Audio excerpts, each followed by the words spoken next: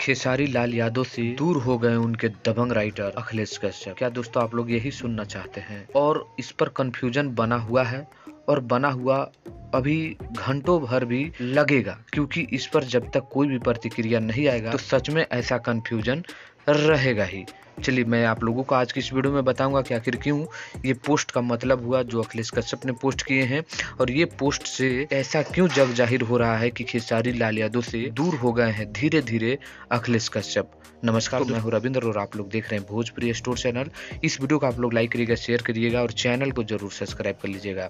अखिलेश कश्यप भोजपुरी के hit machine Khesari Lal Yadav के इकलौते दबंग राइटर कहे जाते हैं जो भोजपुरी में जाने जाते हैं, और वो एक पोस्ट करते हैं जिस पोस्ट में वो लिखते हैं कि पुराने राइटर को आप छोड़ नए लोगों के चलते आप पुराने को छोड़ रहे हैं, इसके लिए आपकी तबाही तय है और ये रखा हुआ है। यानी आप लोग समझ सकते हैं कि इतनी बड़ी बात अगर वो खेसारी लाल यादव के लिए बोल रहे हैं तो ये बहुत ही बड़ी बात है। और मैं आप लोगों को बता दूं कि इस पे पीछे का थोड़ा सा जो सच मैं आप लोगों को बता दूं कि आए दिन आप लोग आशुतोष तिवारी जो पवन सिंह के टीम की तरफ से दिखाई दे रहे थे, वही बात करें यादव राज जो समर सिंह के टीम की तरफ से दिखाई दे रहे थे, उन दोनों के साथ खेसारी लाल यादव का मैच करना क्या यही कारण है क्या?